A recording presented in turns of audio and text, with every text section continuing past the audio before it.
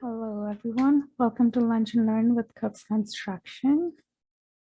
My name is Kivna Dev. I am Events Director at EDSA. We have Russell Cook here. He's the owner of Cooks Construction. We will be going through a really good presentation. I have had a chance to look at it a little bit. I don't know it all, but I will also be enjoying with you guys. If anyone has a question, you can just raise your hand from like the reaction button on the bottom, or just put it in the chat and I will look at it, or Russell can look at it and we'll just answer it. Thank you. Hey guys, how's everybody doing today? Thanks so much for joining in. Can you guys hear me okay? Yeah, we're okay? Yeah, Perfect. Okay, I'm going to start the screen share here. Perfect, William. I see the thumbs up. So thanks, guys. Yeah, as we were just introduced there, my name is Russell Cook, the owner of Cook's Construction. Today we're going to be talking mainly about our modular architectural interiors. So primarily raised access floor and demountable glass partitions. So I'll get into all the explanations during the presentation. We'll stop a few times for questions, but if you do have a question, please feel free to raise your hand. I do have the message screen open here too, so feel free to message and I'll do my best to kind of coordinate. And I'll be honest, this is my first presentation in quite some time. Obviously, along with you guys, things have changed dramatically in this world. So yeah, let's jump into this and see how she goes. Let's do a screen share here.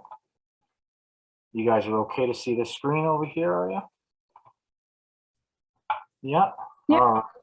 Here we go, guys. So we'll start with a quick video here, and then I'm going to get into it.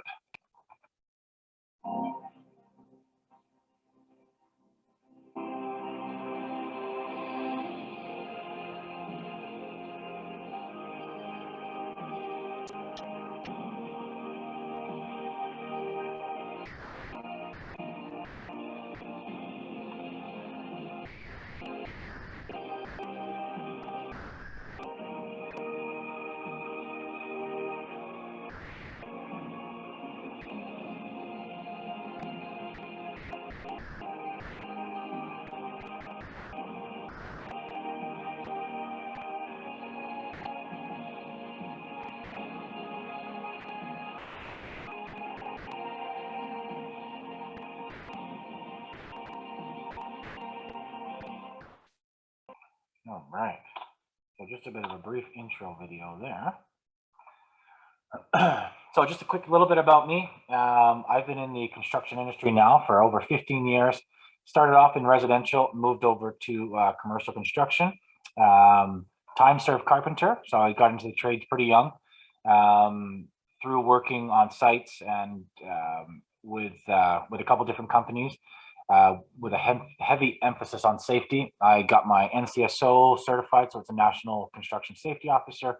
I also received my gold seal for construction safety. Being a site foreman and a site superintendent, safety is definitely number one, especially on commercial and industrial sites.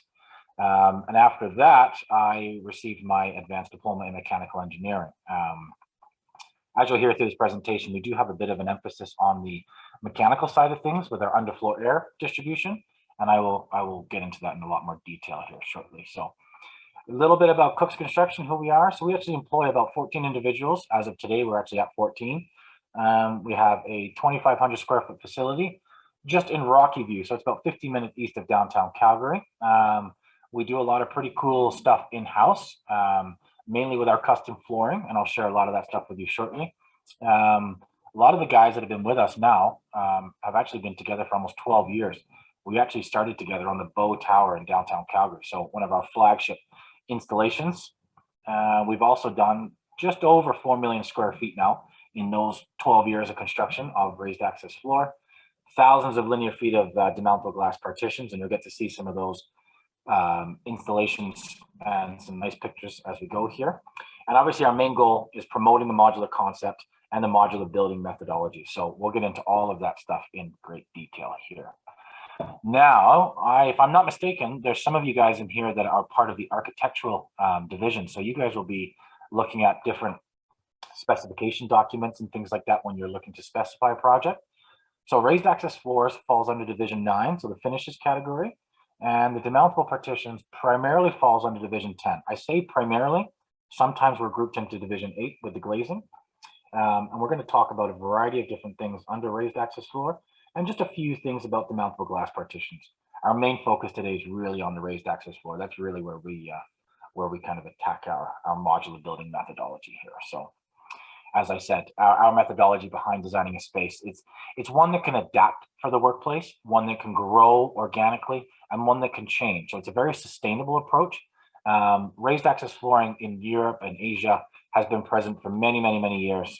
Canada or North America has adopted the technology, nowhere near what we see over in Europe and Asia. I mean, I think the last study I read was that in Europe and Asia, they have approximately 80% of all their buildings or all new buildings will employ some form of a raised access floor.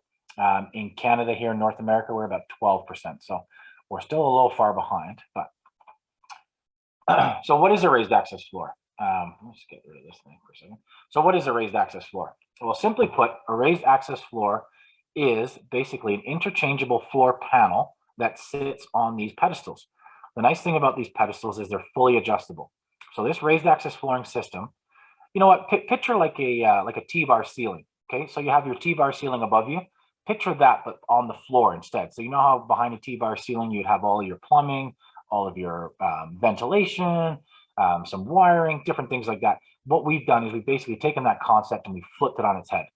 So now you've got a raised access flooring system. These 2 foot by 2 foot raised access flooring panels sit atop these pedestal systems. These pedestal systems are completely adjustable. So no matter what the floor does underneath, regardless of how bad that slab is, this raised access floor can always be put completely flat because these are fully adjustable.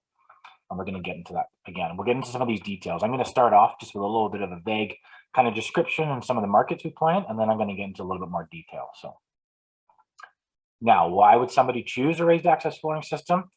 We like to think of it as 4 main reasons.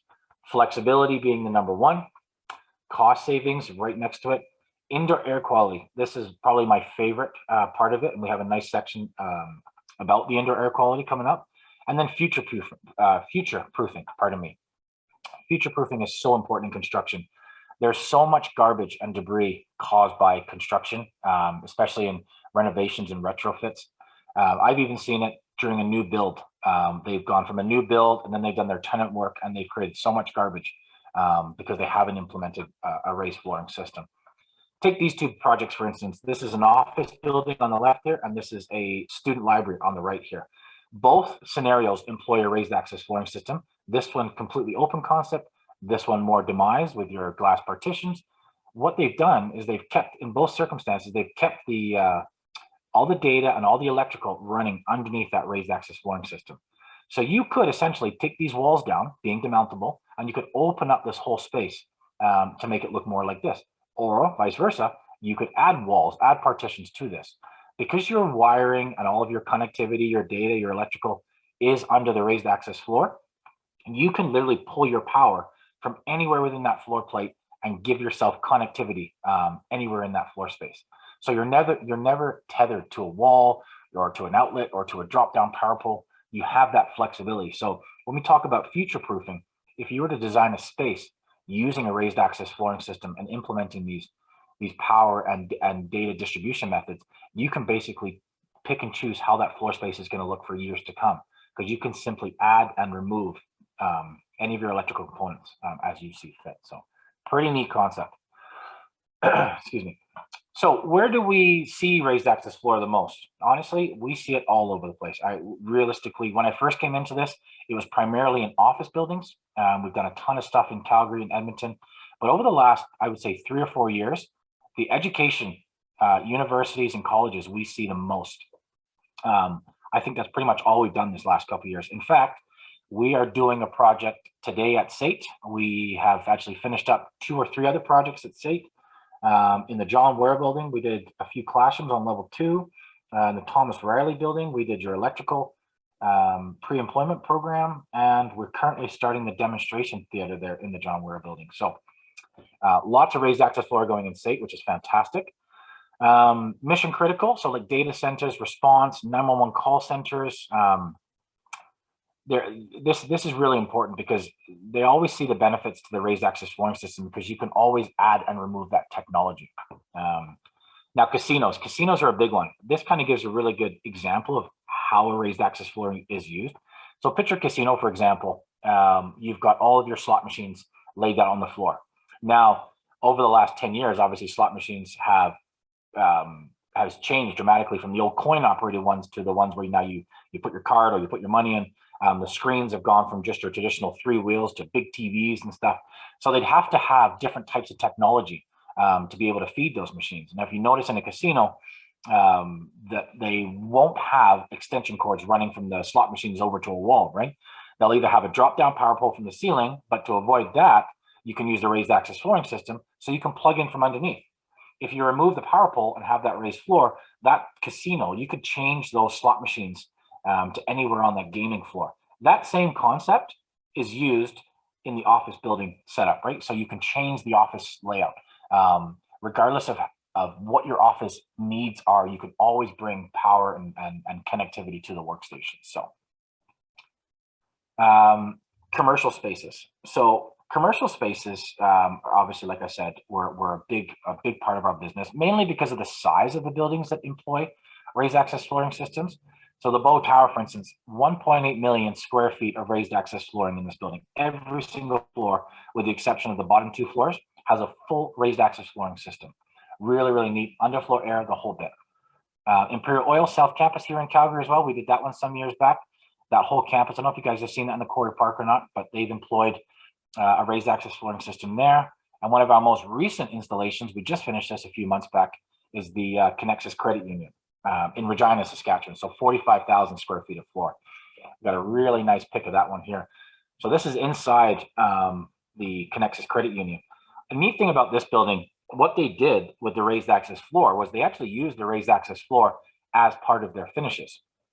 So the raised access flooring panel here is of a concrete design, and I'll show some more details of that down the line, but they actually left it exposed. So no carpet, no finishes. They use this nice concrete industrial look. You'll notice the ceiling here, kind of notice the ceiling. There's no ventilation systems in the ceiling. There's no wiring in the ceiling. It is just simply lights, and you have your sprinkler systems like your life safety. Everything else is under that raised access floor.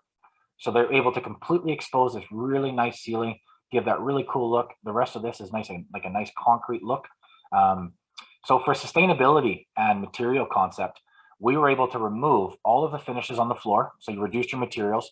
We reduced the whole ceiling system. So there's no drop down ceiling. There's no drywall ceilings at all in this building. They have this lovely exposed wood ceiling and then the bare concrete that provides that slab below. So pretty neat from a sustainability point of view. Now, not only can raised floor be used in brand new buildings, it can also be used in existing buildings. This, if you guys have heard of the company called Stantec Architecture and Design, this is their Toronto office. So they took an old building, they stripped it down to the bare bones. They exposed this wood beam, the original wood support beams. They actually exposed everything, and they implemented this raised floor system. So they actually brought all of the air under the raised floor. So they're actually blowing the air under the raised floor system. You'll notice that there's no wires coming down these poles. Everything is underneath the raised access floor. So it's super cool. They did about a 12-inch raised floor system because they had that ceiling height. If you don't have the ceiling height, a neat thing with the raised access floor is it can be installed as low as 2.5 inches off the ground. So if this is your concrete slab down here, just 2.5 inches off that ground, off the slab, you can actually have a fully adjustable and fully flexible raised access flooring system. So this is handy if you have, say, an existing building that may only have a 9 or a 9.5 foot ceiling. You can actually bring this system in and not interrupt that headspace. So 2.5 inches shouldn't interrupt that headspace too much, but you'll get the full advantage of the data and power distribution. And we'll talk about data and modular power shortly here. But this is a really, really cool pic that we took some years back now.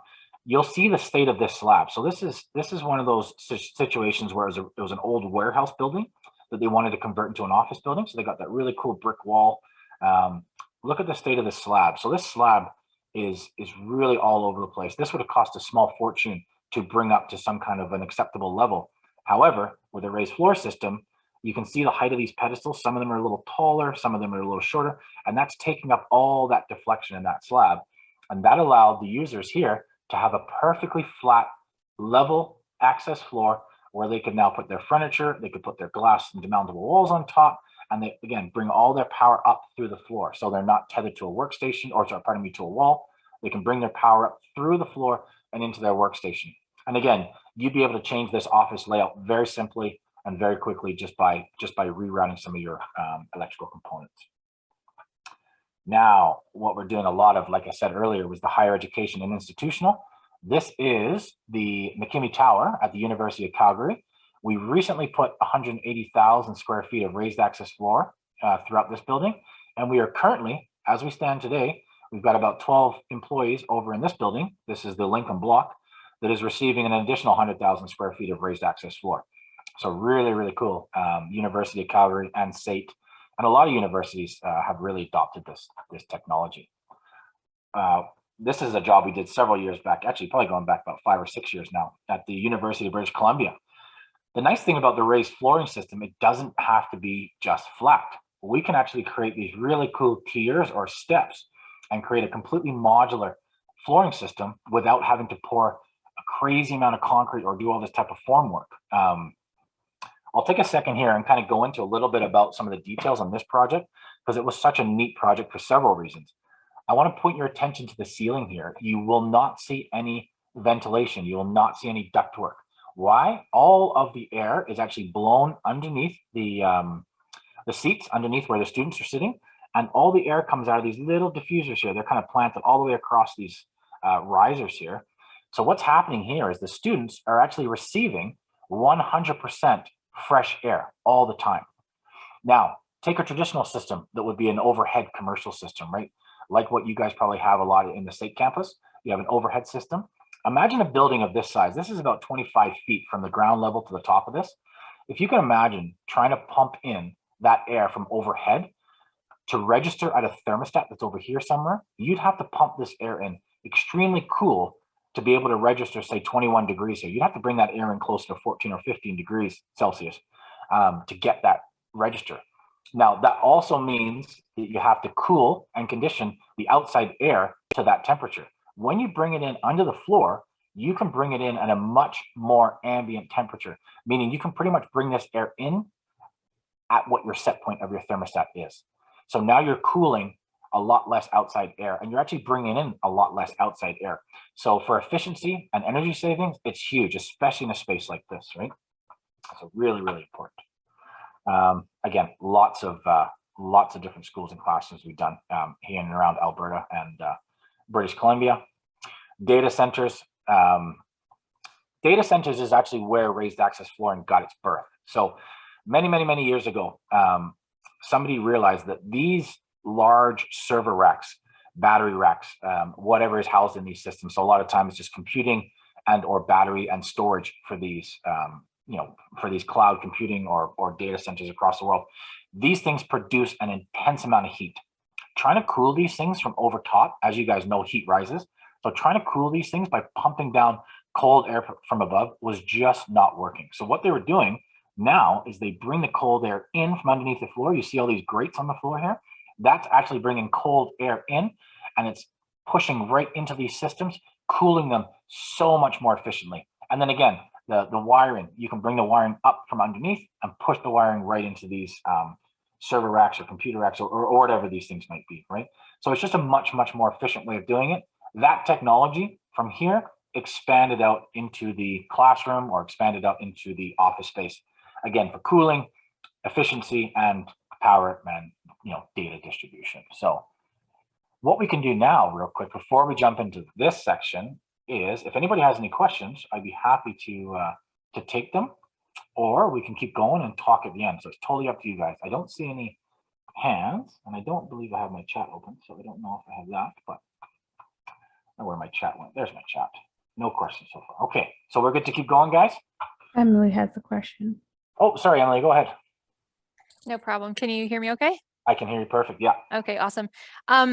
I don't know if you'll touch on this in your presentation, but I was just curious, so if you were developing a larger building but didn't necessarily have tenants yet, do you design like the structure of the building to have this, or would it be like on a tenant basis?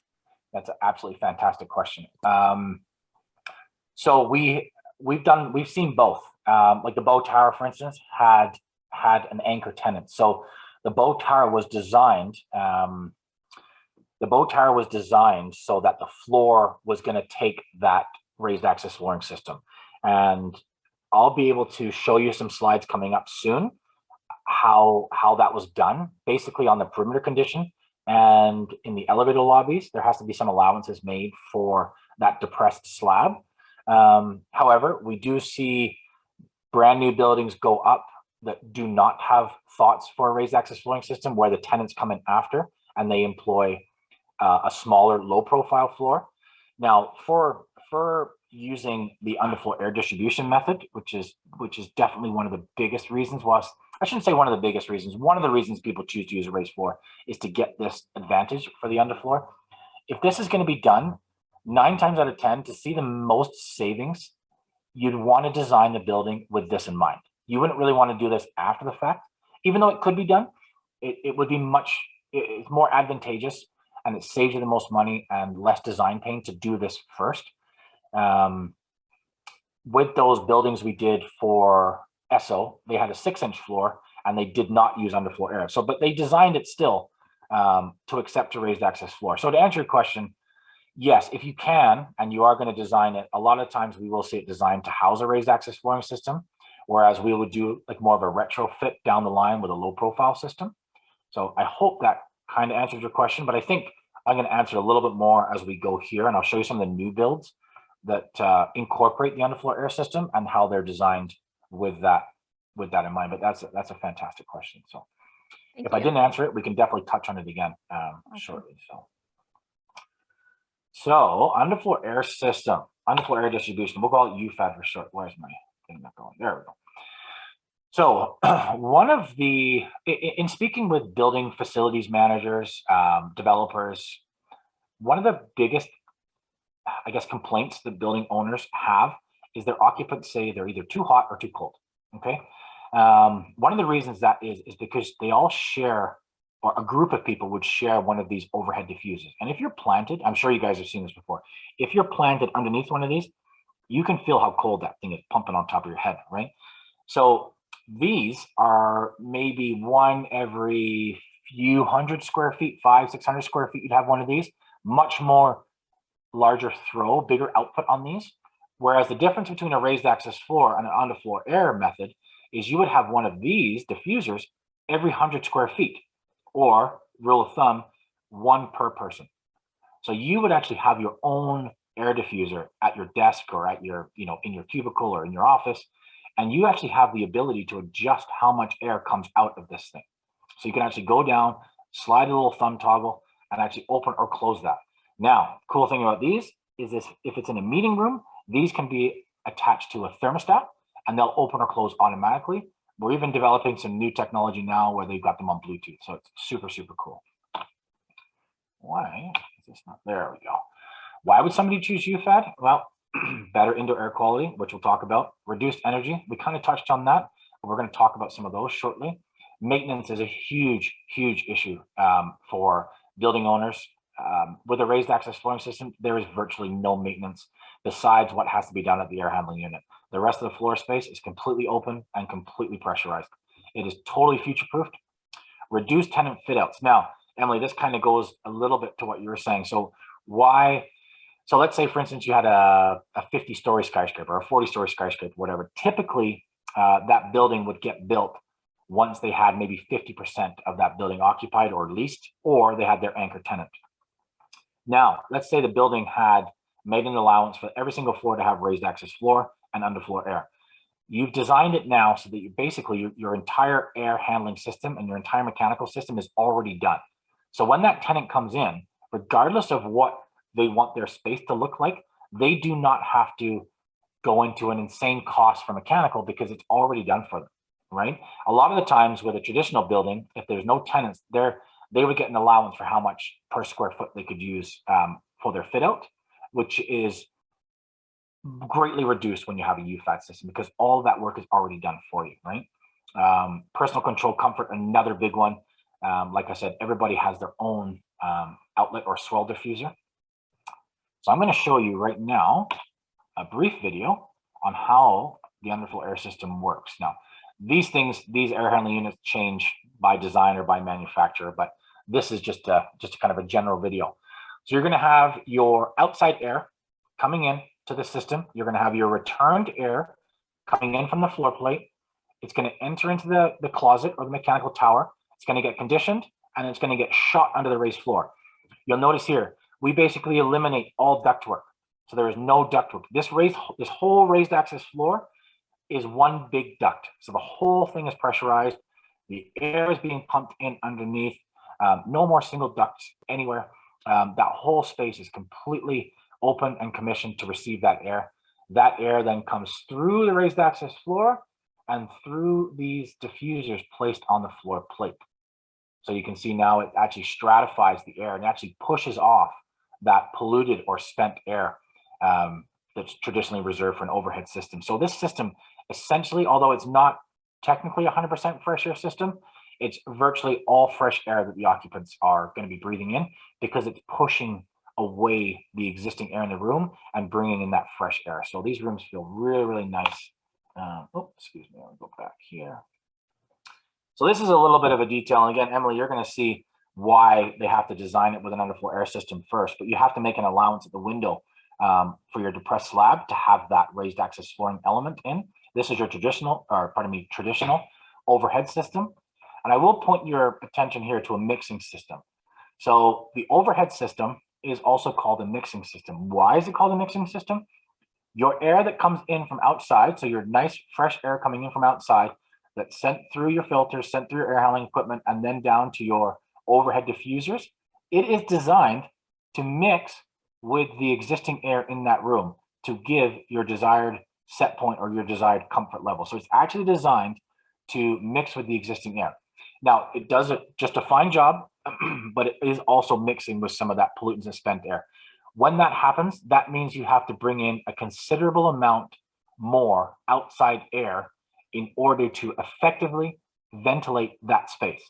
So there are mechanical rules. I'm sure you guys are going to go through the ASHRAE in your program a little bit, but there are rules and guidelines that you have to follow. You have to ventilate the space effectively. Otherwise, people will get sick and, it's just not good for anybody. So with the raised access flooring system, you're bringing in your air from outside, just like the overhead system. Not much changes in the way you get your air into the space. It's just how you distribute your air. You're bringing in your air underneath the floor. You can bring it at a much higher temperature, a much more moderate temperature. And again, this pushes the air and pollutants away from the occupants. So we like to refer to it as toes to nose or nose to toes, that 6 foot span here where this vortex diffuse will actually throw the air out. And then from there, pushes that stuff up and away from the system. And here's kind of a nice depiction of what's happening. So this is your overhead system. You can tell the fella in here is not too happy. The guy over here is much happier with his separation system or his underfloor air. So it kind of pushes that stuff away, right? So that's kind of the nuts and bolts of that. Again, a little bit more detail coming, but a couple buildings you guys might be more familiar with. Bellagio in Vegas, they have quite a big underfloor air section. The Salesforce Tower in California, all raised access floor. Central City in Vancouver, this was done quite some time ago, but it's all raised access floor, underfloor air. And then of course, our lovely Bow Tower here in Calgary. So I see a question. Emily's got a question for us here. Sorry, Emily, I didn't see your question. I got 3 screens set up here and I got you on my left screen here. So efficient from, so sorry guys, Emily asked, this seems far more efficient than a traditional overhead system. Would this be overkill for a single home? So, it's a fantastic question. One of the differences you see for homes or residential is the fact that they have operable windows. So you're able to open your windows and you get a lot of fresh air. So a lot of the times you'll notice in your home, your furnace or your air system isn't even doing anything, right? So you don't have a furnace kicking in. Whereas with a commercial space, if you're in it, very rarely schools or offices, they don't have any operable windows, so they don't have a way to get fresh air into the space, right? You'll see all these windows, none of these open. I think it's for, safety reasons as well as controlling the temperatures in these buildings.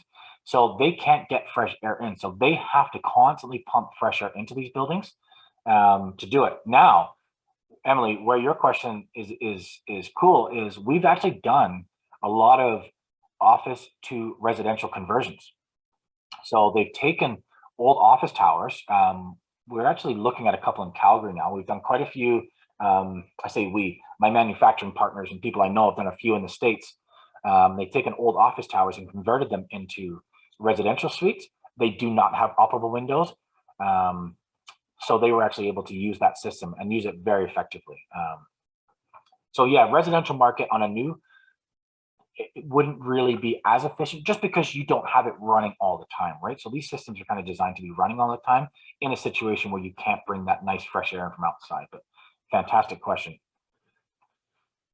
One of the things I want to point out here, guys, is what we see on these buildings. So one of the problems, I shouldn't say problem, but one of the issues we have to face on these buildings is look at how much glass is on these buildings, right? You can imagine the solar load, on the sun facing building or glass here. It gets super, super, super hot, right? So how do we deal with that? How do I switch my screen is the question. There we go. How do we deal with that?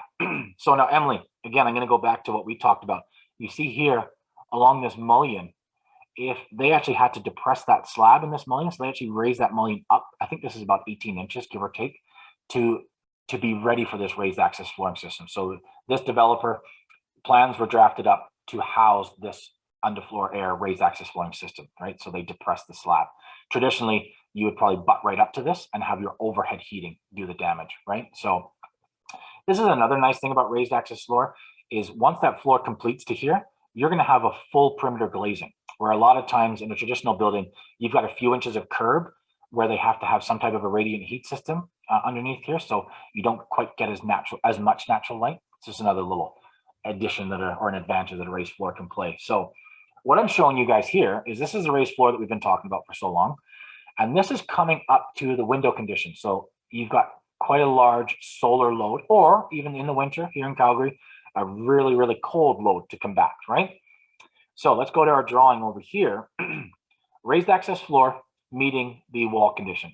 What we have to do is create a separate zone. Okay, very simple. And I'm going to show you some more detailed slides in a second, but all it is literally sheet metal baffle, hot water radiant system. So hot water gets pumped through these pipes. Hot water, sorry, this is cooling. Hot water gets pumped through these pipes, and that hot air naturally rises and washes that window. Okay, so that keeps it nice and warm in the wintertime. In the summer months, what we have, again, still have this sheet metal baffle, except for we have a series of dampers. That's what these guys are here. These dampers are going to be controlled by the thermostat. So in the summer, when that window needs cooling, those dampers are going to open via thermostat's instruction. They're going to let the cool conditioned air that's already blowing in the floor, that's going to come into this space. It's going to come into this second zone or this perimeter zone, and it's going to rise up and cool that window off. Bow tower was a bit of a beast in itself because of those kind of parabolic shaped edges that it had. It really magnified some of the sun. So we actually had to add fan powered boxes. It would actually suck air from inside the plenum space and push it even further onto the east side of the building where the sun was super, super hot on some of those sides. So this is a bit of a depiction of what we were just talking about there. So again, you're creating that plenum wall, the plenum rail here. You're going to add that plenum wall. So what's that doing? That is separating. So now you're creating two zones. You've got your interior zone and you've got your exterior zone, your perimeter zone. You're adding in your variable air dampers to allow the air to come in and out during the summertime and or wintertime, just as we talked about, okay? So pretty basic. So this is what I mean when I talked about reduced maintenance costs. This is virtually your entire system. So you've got air being pumped into this space, and all you've got doing the heating and cooling over here is just these simple radiant heaters with these air dampers that are controlling the airflow. So very, very, very simplistic. And literally when you look under the floor, that's all you're going to see on the perimeter. There's There's very little to it. So it's super, super simple. Now comes to our raised floor fit out. So bare slab, you've got your perimeter detail all done, all set to height. Again, you've got your depressed slab here around your glazing. So here, Emily, they've obviously chosen this as a developer to do their raised floor. So they dropped that slab. Now we've got our adjustable pedestals that are going in here. Then you've got your raised floor components that go on top. Again, 24-inch by 24-inch raised flooring panels on a perfectly flat and level floor. More pedestals, more panels, and then you get your options. So this is where raised access flooring plays a pretty cool part as well. So here you can see we've got a diffuser. This is an air diffuser. This could very well be an electrical box. But one of the neat things about this, especially from a design or architectural point of view, you cut this tile into 4, okay? So you can cut this tile into 4 square feet. So it's 2 feet this way, 2 feet this way, giving you 4 square feet. You cut it into 4, you got 4 quadrants. This diffuser goes into 1 quadrant to create your space. However, you can take that tile out, flip it 90 degrees, any which way, and you can have a diffuser and or electrical box any square foot of your floor plate. So your design options here, your layout options are completely endless. However you want to arrange your space, you can do because you have that flexibility. This tile can come out, it can be put right here. You can take this tile out, you can do whatever you want, right? So it's extremely flexible, which is great for layout and tenant costs. I'll give you one example before I continue here. And we've got a question here from William. Okay, so William asked, do you also manufacture the raised access flooring system or are we installing another manufacturer's product, e.g. Tate? Oh, Tate. So we actually work for, we purchase material from 2 different manufacturers, one being a North American distributor and one being an Australian manufacturer. Tate is a very, very large and formidable raised access flooring manufacturer. We don't manufacture anything here. All we do in terms of manufacturing is the floor finishes, which I'll talk to you guys a little bit about here. We supply and install the floor. So we buy it from Tate's major competitor and we supply and install it here. Tate is a very, very good raised access flooring manufacturer. I know the guys over there really, really well. So that's interesting. If all the here we got a question from Sate. So if all the fresh air is flowing from under the floor, does that cause a cold floor problem? Fantastic question. So thermal decay in a raised access flooring system is one of the biggest problems we have to face. So we have to bring the floor, the air in cold enough so that we can get all the way over here and still provide cooling without making it too cold on your feet. One of the nice things about a raised access flooring system is we're able to bring that air in at a much more ambient temperature. So we're not bringing it in like frigid cold as you may feel like you're getting from an overhead system. If this desired set point, traditionally 20 to 22 degrees, most places, personally I like a little cooler, but some people like a little warmer. 21 degrees on this thermostat here, this thermostat is going to measure your temperature or measure your temperature. So to get 21 degrees here, you only have to bring in your air underneath the floor. We see it usually 18, 19, and that's just to combat a lot of the thermal decay. So if you bring the air in on one side of the building, by the time it gets to the diffuser way over here, you're going to see some thermal decay. So it's going to heat up as it gets across the floor plate, right? So we have to bring it a little cooler, but no, we don't have to worry too much about how cold it is on your feet or under your chair or anything, because it is such a moderate temperature that it's coming out in. And 9 times out of 10, you'd have a carpet in an office or some kind of finish on it. So you have a little bit of a thermal break there. So I hope that answered that question. Modular power. This, in addition to underfloor air, is one of the main reasons people use this. So on a super low floor like this may be a renovation to an existing building. So you'd have your traditional air system over top, but what you would use a raised floor for here is your data and electrical distribution. So here, guys, picture this as your junction box, okay? So the electrician has hardwired power into this box. So this is a live box here. But from there, we go completely plug and play. So there'll be a lid on this thing. These cables here, completely plug and play. Anybody can reach down, unplug this, plug it back in. You plug it into your floor mount electrical box, again, in that quadrant, right? This gives everybody the freedom to have these lovely glass walls with no plugs, no outlets in the wall. Everything is kept in the floor.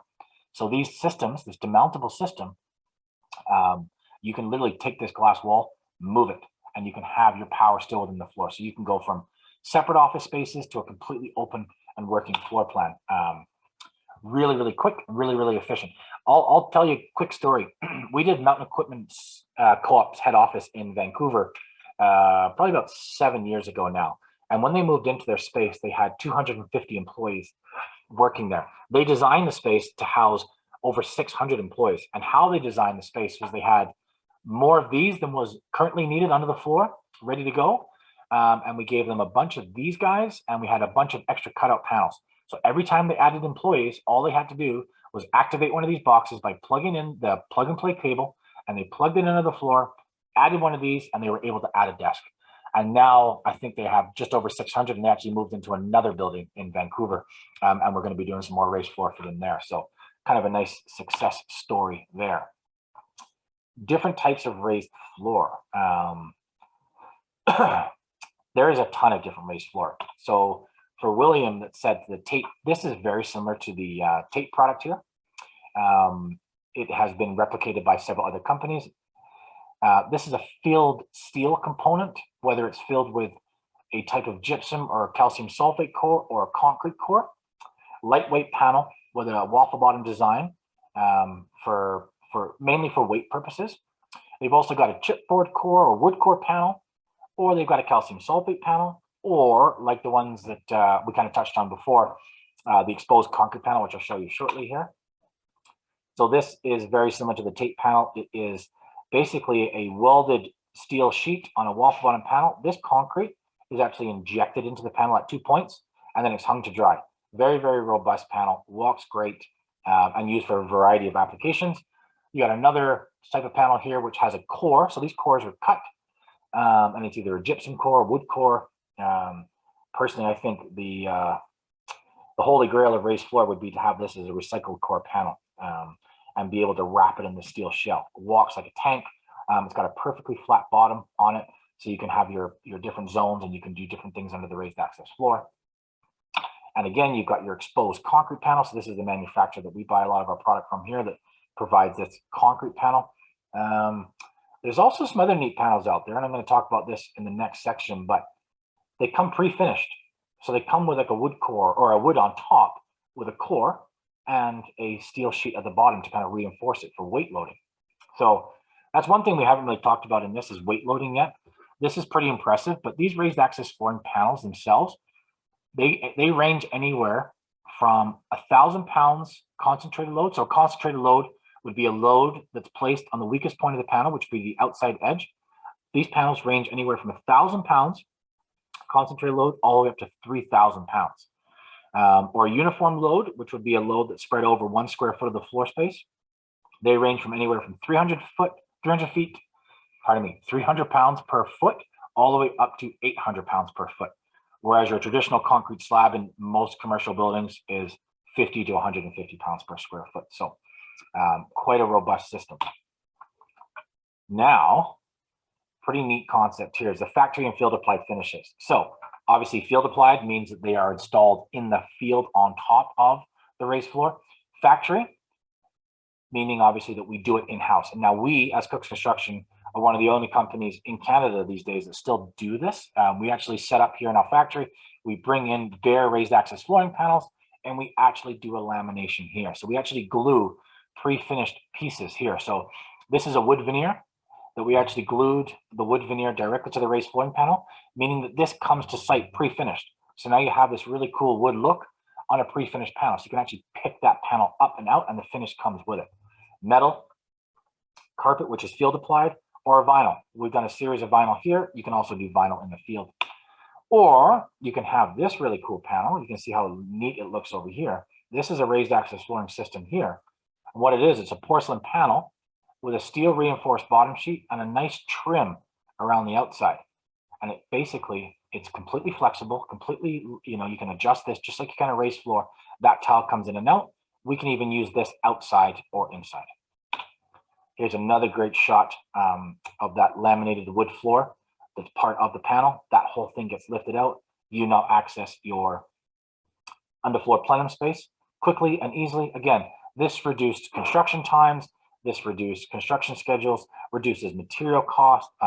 It reduces a lot of site time because now you're not cutting multiple and installing multiple things on site. You're bringing it to site virtually prefabricated, right? The only cutting we're doing is along the edge of the raised access floor. All these panels are obviously full-size panels. So yeah, thanks, Emily. It's awesome, and it seems easy. It is, and it's a really fantastic. As you can tell by me yammering on here, I'm quite passionate about it. I've done this for a very long time, and I absolutely love it.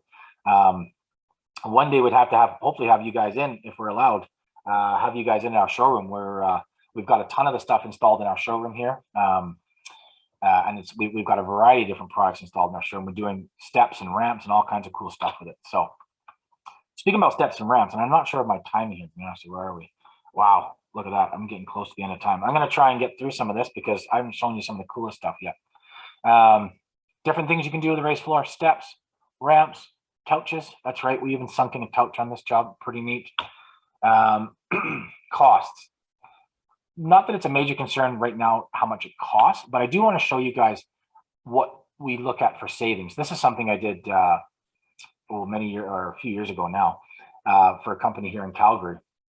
But the important part here is what it did on the net effect of the entire scope. So what we did a traditional versus UFAD, so underfloor air versus traditional construction. So that's overhead, no raised floor versus raised floor with UFAD. 126,000 square feet, total budget, just under $2.5 million. The overall effect on the building was $1,800. So between the two, whether they would have built traditional or they would have built with raised floor, the raised floor did not cost anything extra. It was virtually the same. And now what this doesn't take into account is the years down the road when you're going to have your tenant improvement, or you're going to have your changes, your adds, your construction. With a raised floor, like I've explained throughout this presentation, you do not have those construction costs. You don't have to knock down walls. You don't have to core. You don't have to trench your slab. You don't have to level your slab. You don't have to worry about transitions. All of that stuff is taken up in the raised access floor. If you've got different height finishes, you can cut and lower part of your raised floor and have carpet meeting up to tile. You can do any of that kind of stuff without construction costs, right? Sheet metal, piping, all that stuff is greatly reduced. This same concept works in an existing building. This is one that was done in 2017. This is a real building downtown Toronto, or Calgary, pardon me. Original budget. This is obviously high level. We've just taken the important notes. Just under 4 million. Deducting all the stuff you don't need, adding in all the stuff you do with a raised floor, we actually saved them $20,000. Now, not huge when you're talking about $4 million, not by any means, but what we're trying to show here is that costs, traditional and costs with a raised floor, it's not more to add a raised floor. In fact, we can save a little bit, but where you save is down the line. Once you start making moves, adds, and changes, you really see those savings. Same with companies that aren't able to shut down for hours at a time, or pardon me, weeks at a time. With a raised floor, you can do most of your reconfiguration over the weekend. So I will go briefly on this. I've got a couple more slides, and I think we may just sneak under that hour thing. Partitions, glass partitions. These obviously just add to our modular kind of building methodology. Adding a glass partition system on top of a raised floor, super simple. And you can keep all of your power within that floor space and realize these natural, or get all the natural light within these spaces. These are just a couple of showrooms that our manufacturing partner has built. So these aren't ours, unfortunately, but they're just really neat. And I just wanted to show you guys, just part of the presentation. But a couple things here to point out. Single glazed, offset glaze. So this company we work with, and a variety of companies have done the same thing, but it's pretty neat because you can basically have the same track. You'll notice the track all looks the exact same, but you have the option to pop out this middle piece and you can add a piece of glass. So let's say the client only has budget right now to do a single glazed, right? Single glazed glass. Down the road, they may want to change and say add a second piece of glass to their boardroom. You can actually remove this track and actually add in a piece of glass down the road. So it's really neat for cost savings up front, and then again down the road they can actually change using all the same tracks. So it's really neat, really neat setup. I'm going to show you another video here, possibly. There we go. Your space rarely adapts to your needs, but why shouldn't it? Your environment should be working for you. using what you have to create what you need. Introducing Expo from Miraflex. Maximize the potential of your space. Be it open, private, or dynamic.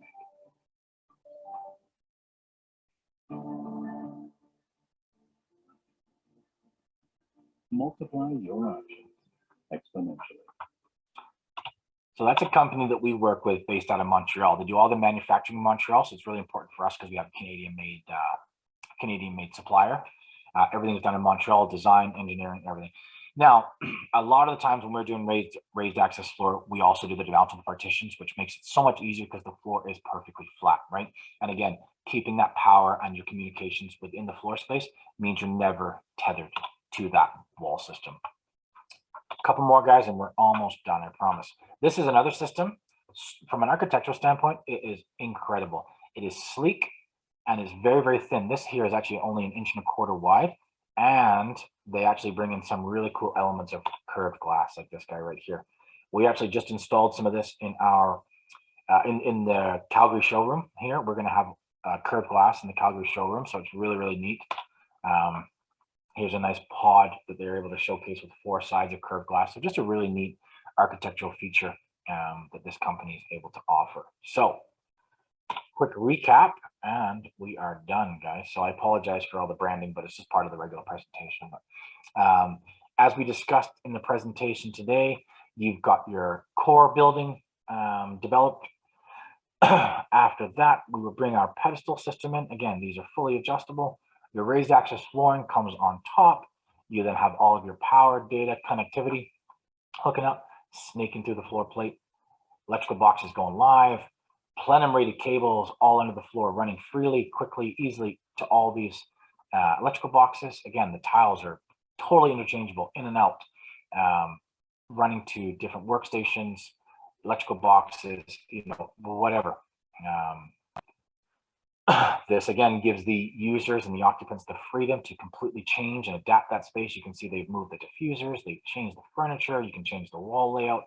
So again, like, you know, you've heard me say so many times now, it's flexibility, it's sustainability, virtually no need for construction, right? Because everything is kept in that floor space. So that is the presentation, guys. I hope you enjoyed it. And if there's any questions, I know I didn't leave much time, but if there's any questions, I would love to answer them.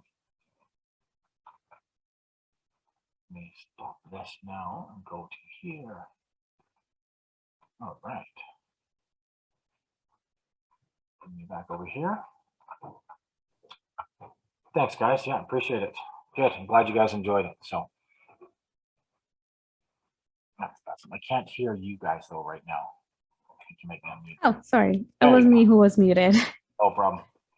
Yeah, just a quick question. Like you said that you have the curved glass coming into your Calgary office or something. Is there a way that people can book a tour and come in and look at the materials? Or absolutely. Yeah, absolutely. So if there's a need or a want for that, I would love to do 2. We're right now in my space that I'm sitting in right now. We are actually building our space. We built a mezzanine level. We've got raised floor upstairs. We've got raised floor downstairs. We've got steps built on a raised floor. We're building a ramp on a raised floor. This is one showroom, so that's our kind of construction showroom / warehouse that we're working out of. We have a partner who is the Miraflex, the wall representative that we're about 90% complete there, and that has the curved glass, and they would be very happy to bring in a group of or a tour. So if you guys want to set that up and come see it, I would be more than happy to tour you guys around those spaces, including ours, because we're super proud of it. So love to show you guys our space. okay, yeah. Thank you. Awesome. Well, thanks everyone. Appreciate it. So if there's no more questions, oh, go ahead. Yeah. Do you have like an email or something? I do. If we do want to come see. What's the best way to do this? Did you guys want me to give you my email now, or should I email it? I can give it out here. It's very simple. It's just Russ, RUSS at Cooks, COOKS construction.net. You can also check out our website, and you have I'm all over it. Like you can see www.cooksconstruction.net. You'll be able to email me directly from the website, and we can set up a tour whenever you guys want. So yeah, I would love to do it. So if you guys are interested, please, yeah, let's set that up. As you can tell, like I enjoy talking about it. So Awesome. Thank you. yeah, thank you. Great. Okay, we're just at the end of the time, so I guess thank you very much. And well, if we have any question, we'll always reach out to you. Sure. You have my email as well. Like I said, hit me up through the website.